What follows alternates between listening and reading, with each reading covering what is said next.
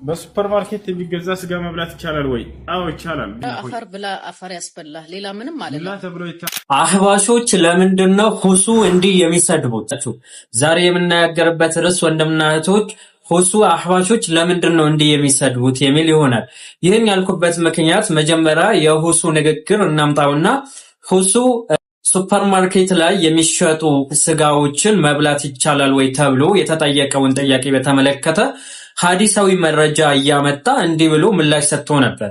ወደ እርሱ ንግግር በሱፐር ማርኬት የሚገዛ ስጋ መብላት ይቻላል ወይ? አዎ ይቻላል። ቢስሚላህ ብለህ መብላት ትችላለህ። ነብያችን ሰለላሁ ዐለይሂ ወሰለም ተጠየቁ፣ አንቱ የአላህ መልእክተኛ ሆይ ቢስሚላህ ተብሎ ይታረድ አይታረድ የማናውቃቸውን ስጋዎች ብናገኝ መብላት እንችላለን ወይ ብለው ጠየቋቸው። ኩሉ ወዝኩሩ ስመላሂ ዐለይሂ አሉ። ቢስሚላህ ብላችሁ እናንተ ብሉ ብለዋቸዋል። ስለዚህ ሱፐር ማርኬት ውስጥ ገባህ፣ ማን እንዳረዳ አታውቅም። ገብታችኋል። ግን የፍየል ስጋ ነው የበግ ስጋ ነው፣ ሐላል የሆኑ ስጋዎች ናቸው። የከብት ምናምን እንደዚህ የተፈቀዱ የስጋ አይነቶች፣ እነዚያን አንተ ቢስሚላህ ብለህ መብላት ትችላለህ፣ ችግር የለውም።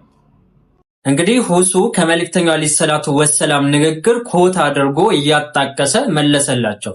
ይህን ምላሽ ላይ ሞርክዘው ሁሱን ብቻ ስለሚጠሉት ተውሂድና ሱና በማስተማር ስለሚታወቅ ብቻ አንዳንድ የአህባሽ ሴቶች በነገራችን ላይ ያረጡ አይነት ሴቶች ማለት ነው ሚዲያ ላይ ይቀርና ልጆቿን ማሳደግ በነበረባት ጊዜ ባልፍለጋ ቶፍ ቶፍ የምትል አንድ ሴት አለች እና ምን እንደምትል እንስማት። ስድብ እንዳይመስላችሁ፣ እኔ ማንነታቸውን መናገር ስለሚያስደስተኝ ማንነታቸውን እናገራለሁ። ኦኬ፣ እሷን ቪዲዮ እንመልከት። በሱፐር ማርኬት የሚገዛ ስጋ መብላት ይቻላል ወይ? አዎ ይቻላል። ቢስሚላህ ብለህ መብላት ትችላለህ። ነብያችን ሰለላሁ ዐለይሂ ወሰለም ተጠየቁ፣ አንቱ የአላህ መልእክተኛ ሆይ አፈር ብላ አፈር ያስበላህ ሌላ ምንም አይደለም። ቢስሚላህ ተብሎ ይታረድ አይታረድ የማናውቃቸውን ስጋዎች ብናገኝ መብላት እንችላለን ወይ ብለው ጠየቋቸው። ትውልድን ወዳልሆነ መንገድ እያመሩ ይህ ህዝብ ምንም ማያውቀውን ህዝብ ከእምነቱ ለቆ የትኛውንም ያገኘውን ስጋ የክርስቲያንም ስጋ ይሁን የአሳማ ስጋ ይሁን የትኛውም መበላት ይቻላል ቢስሚላህ ብላችሁ እያላችሁ እያስተማራችሁ ነው ያላችሁት። ወላሂ ልትነቁ ይገባል ያ ጀማዓ። እነኚህ ሰዎች እነማን ናቸው? እዚህ ቲክቶክ ላይ ቁጭ ብለው ምንድነው እያስተማሩ ያሉት የሚለውን ነቅታችሁ ልታዩ ይገባል። እናንተ እነሱን ጎበዝ ትክክል እያላችሁ ከመከተል ሐዲስና ቁርአንን ብትከተሉ ይሻላችኋል። እነኚህ ሰዎች በግልጽ አላማቸው ምን እንደሆነ ግልጽ የሆነ ነገር እንግዲህ ተመልከቱ። ሱፐር ማርኬት የተገዛ ስጋ ቢስሚላህ ተብሎ መብላት ይቻላል እያሉ አይቻልም። እኛ ሙስሊሞች ግን አልহামዱሊላህ አንችልም። ያገኘነውን ስጋ የክርስቲያን የሚሆን ሪሊ ቁርአንና ሐዲስ ተከታያለሽ አንቺ?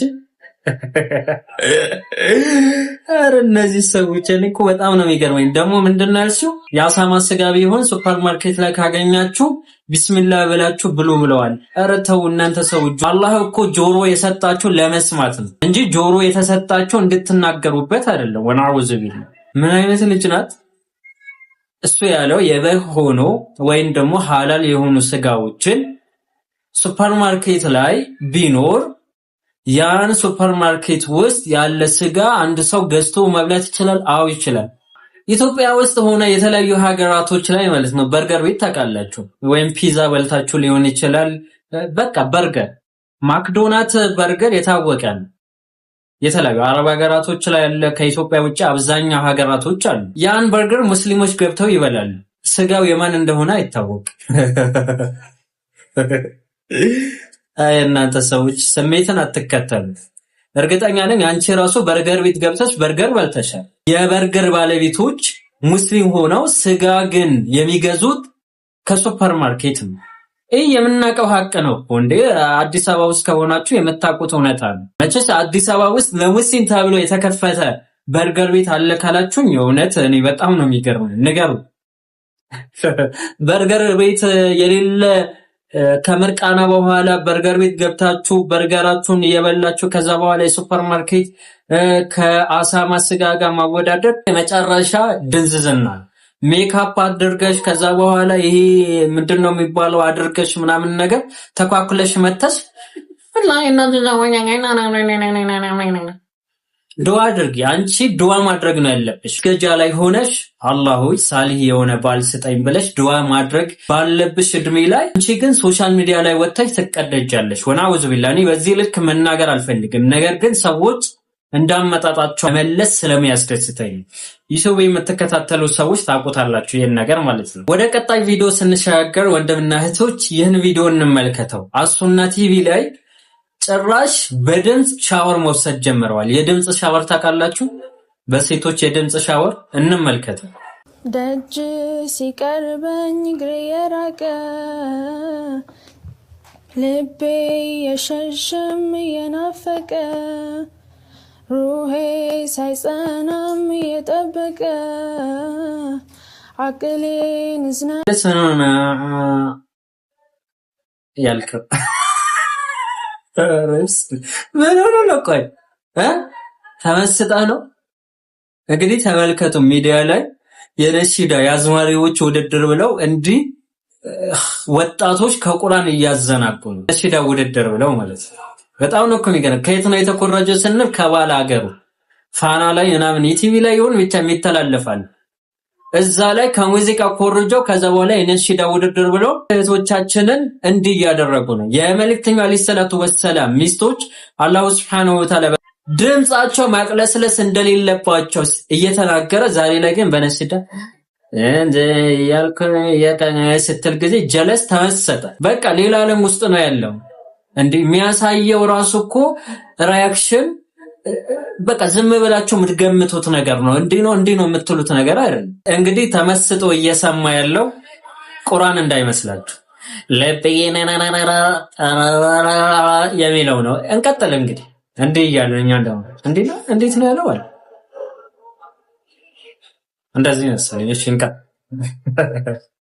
ናናም የጠበቀ አቅሌን እዝነት የከፈተው በሽሽቴ ውስጥ መናፈቅ አልተው ልቤ ተሰብሮ እያለቀሰ ሰው ያጎደለው ባንተ ተካሰ እዝነት ጎርፎ አድምቆት ቤቴን በተስፋ አጠረው። ጀለስ በቃ ሌላ ዓለም ውስጥ ነው ያለው። ወላሂ ጉድ ነው እኮ። አሁን እነዚህ ናቸው ቁርአንና ሐዲስ እንከተላለን አለች አቀደ የመልእክተኛው አለይሂ ሰላቱ ወሰላም ሚስቶች ድምጻቸውን ማቅለስለስ እንደሌለባቸው እየተናገረ አቅለስልሳ ሰዎችን በሚመስጥ መልኩ ድምጿን አስተካክላ። መችስ ታውቃላችሁ አንድ ሰው ድምጽ ዘፋኝ ሲሆን ምናምን ነገር ቶን የሚባል ነገር አለ። ከዛ በኋላ ደግሞ ይሄ ሳውንድ ሎካል ምናምን የሚሉት ነገር አለ። እዚህ አካባቢያችሁ የምታስተካክሉት ነገር እና ከድምጻችሁ የሚወጣው ቶኑ ራሱ ይሄ ሳውንድ ነገሩ የምታስተካክሉበት መንገድ አለ እና ያ መንገድ አስተካክላ መጣ። ከዛ ጀለስ ኡስታዞች ናቸው በነገራችን ላይ ኡስታዝ ሰይድ ነው አይ ቲንክ እንደዛ ነው የሚባለው። ለመንዞማ አባዮች ማለት ለአዝማሪዎች ግጥም ይሰጣል። ግጥም በመስጠት የሚታወቅ ነው። ከዛ በኋላ እያወዳደራቸው ነው።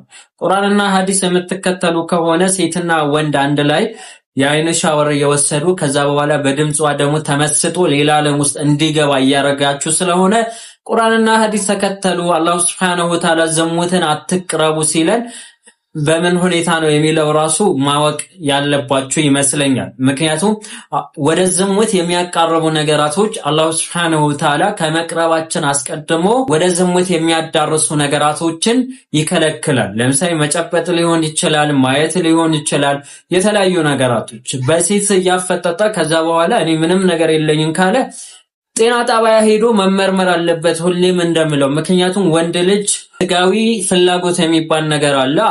ሰው 10 መንፈሳዊ ሰው ሊሆን ይችላል። 10 በቃ ከአላህ ጋር ያለው ቀረቤታ በጣም ጥሩ ቢሆን ራሱ መልእክተኛው አለይሂ ሰላቱ ወሰላም እንደተናገሩት ለወደፊት የመፈራላችሁ ዱንያና የሴት ፈተና ነው ብለዋል።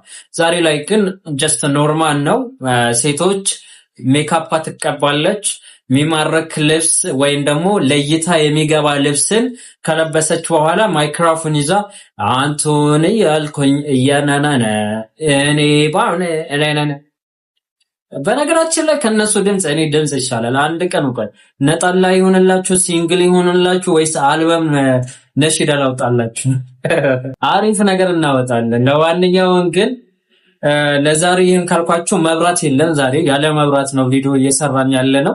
አላኩልህ ለዛሬ ይህን ካልኳችሁ አላህ Subhanahu Wa Ta'ala ቀጥተኛ መንገድ የምራን ስሜትን ከመከተል አውጥቶ ትክክለኛ የሰለፎችን ጎዳና የምንከተል ያደርገን። ነብዩ አለይሂ ሰላቱ ወሰላም እንዲህ ብለዋል ሲባል ጊዜ አንድ ሰው ስለጠላኸው ብቻ አሁን ቀደም እህታችን እንዳረገችው ሁሱ ነብዩ አለይሂ ሰላቱ ወሰላም እንዲህ ብለዋል ብሎ እሱ በሚያቀው ነገር ላይ ተመርኮዞ ሲናገር ጊዜ ነው እንደዛማ አይደለም ምናምን ብላ ትከራከራለች። ዓለማችን ላይ በርገር ቤት ነፍሰው ይበላል፣ ነገር ግን የሙስሊም የክርስቲያን ይሁን አይታወቅም። ይህ ፋክትን ይህ እውነታ በገሃዱ ዓለም የምናየው ነገር መካድ አንችልም። ሐቂቃ ማለት ነው፣ ምንክደው ነገር አይደለም። ስለዚህ የባካችሁ ወንድምና እህቶች ከዚህ ነገር ራቁ። አላኩል ያህል ለዛሬ ይህን ካልኳችሁ ሀዛ ወቢላሂ ተውፊቅ ወሰለላሁ ዐላ ነቢና ሙሐመድ ወዐላ አሊሂ ወሰህቢሂ ወሰለም።